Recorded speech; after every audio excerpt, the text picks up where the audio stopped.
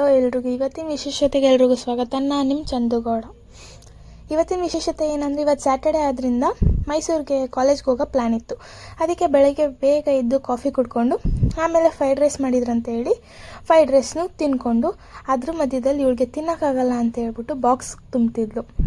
ಸರಿ ಅಂದ್ಬಿಟ್ಟು ನಾವು ರೆಡಿಯಾಗಿ, ನಮ್ಮ ಫ್ರೆಂಡ್ಸು ಎಲ್ಲ ರೆಡಿಯಾಗಿ ಪಿ ಜಿಯಿಂದ ಹೊರಟ್ವಿ. ಸೊ ಪಿ ಜಿಯಿಂದ ಹೊರಟು ನೆಕ್ಸ್ಟು ಅಲ್ಲಿಂದ ನಾವು ಮೈಸೂರು ಬಸ್ ಸ್ಟ್ಯಾಂಡ್ಗೆ ಆಟೋ ಮಾಡಿಕೊಂಡು ಆಟೋದಲ್ಲಿ ಹೋದ್ವಿ. ಆದರೆ ಮಧ್ಯದಲ್ಲಿ ಟ್ರಾಫಿಕಲ್ಲಂತೂ ಸಿಗಾಕೊಂಡ್ವಿ. ಟ್ರಾಫಿಕ್ ಅಂತೂ ಬೆಂಗಳೂರು ಲೈಫಲ್ಲಿ ಕಾಮನ್ ಆಗೋಗೈತೆ. ಸರಿ ಅಂದ್ಬಿಟ್ಟು ಅಂತೂ ಇಂತೂ ನಾವಂತೂ ಬಸ್ ಸ್ಟ್ಯಾಂಡಿಗೆ ರೀಚ್ ಆದ್ವಿ. ಬಸ್ ಸ್ಟ್ಯಾಂಡಿಗೆ ರೀಚ್ ಆಗಿ ಆಧಾರ್ ಕಾರ್ಡ್ ಕೊಟ್ಟು ಟಿಕೆಟ್ನ ತೊಗೊಂಡ್ವಿ. ಹಾಗೆ ಅಲ್ಲೇ ತಿನ್ನೋಕ್ಕೆ, ಅಂದರೆ ಬಸ್ಸಲ್ಲಿ ಹೋಯ್ತಾ ತಿನ್ನೋಕ್ಕೆ ಅಂತೇಳಿ ಬೇಳೆ ಮತ್ತು ಕಡಲೆಕಾಳು ತೊಗೊಂಡು ಬಸ್ ಅಂತೂ ಹತ್ತಿದ್ವಿ. ಬಸ್ ಹತ್ತು ನಾವು ಬ್ಯಾಂಗ್ಳೂರಿಂದ ಅಂತೂ ಹೊರಟು ಡೈರೆಕ್ಟ್ ಮೈಸೂರಿಗೆ ಬಂದು ಮೈಸೂರಿಂದ ಮತ್ತೆ ನಾವು ಕಾಲೇಜ್ ಹತ್ರ ಹೋದ್ವಿ.